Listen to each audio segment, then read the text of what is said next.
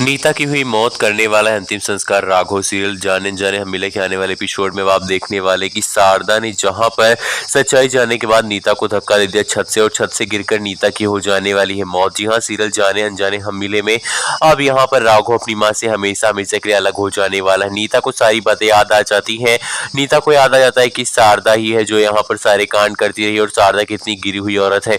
शारदा की सारी सच्चाई नीता को याद आ जाती है। वो कहती है मुझे आपकी सारी सच्चाई याद आ गई। जब यहाँ पर शारदा आती छत पे और कहती है कि तुम यहाँ पर क्या कर रही हो इतनी ज्यादा आंधी तूफान में। वो कहती है आंधी तूफान में मैं यहाँ पर तुम्हारी सच्चाई जान गई हूँ, इसलिए तुम्हारी सारी सच्चाई मैं अब राघव को बताने वाली हूँ। जैसे कहती है नीता, बस यहाँ पर वो कहती है कि मुझे उसके पैरों में गिर जाती है शारदा और कहती है कि मुझे माफ कर दो नीता, मुझे माफ कर दो।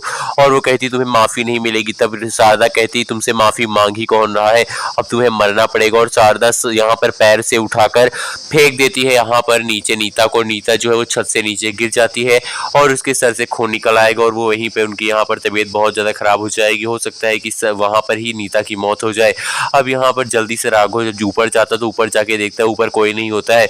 वो कहता है कि माँ आप कहाँ गए, और जैसे ही वो साइड में आता है और देखता है रेलिंग पे, रेलिंग के नीचे दिखाई पड़ता है कि जो नीचे नीता है वो पड़ी हुई है और उसके सर से खून निकल रहा है। वो देखकर दंग रह जाता है राघव, और राघव बहुत जल्दी जल्दी नीचे आता है और नीचे जाकर जब देखता है तो नीचे शारदा जो है वो यहाँ पर नहीं होती, बल्कि वहाँ पर नीता जो है वो पड़ी होती है। अब शारदा के सामने ही यहाँ पर नीता को उठाता है और राघव लेकर हॉस्पिटल के लिए निकल जाता है। अब यहाँ पर नीता जो है कुछ बोलना चाहती है, लेकिन राघव कहता है कि माम आप पहले सही हो जाओ फिर आप कुछ बताना। अब आप देखेंगे कि जैसे ही नीता यहाँ पर पहुंचेगी हॉस्पिटल, वो यहाँ पर कोमा में चली जाएगी या फिर बेहोश हो जाएगी। आपको बताइए कि अब यहाँ पर शारदा की सच्चाई सामने आने का वक्त है, यानी कि नीता को अगर सब कुछ याद आ गया तो नीता अब सारी सच्चाई राघव को बता देगी।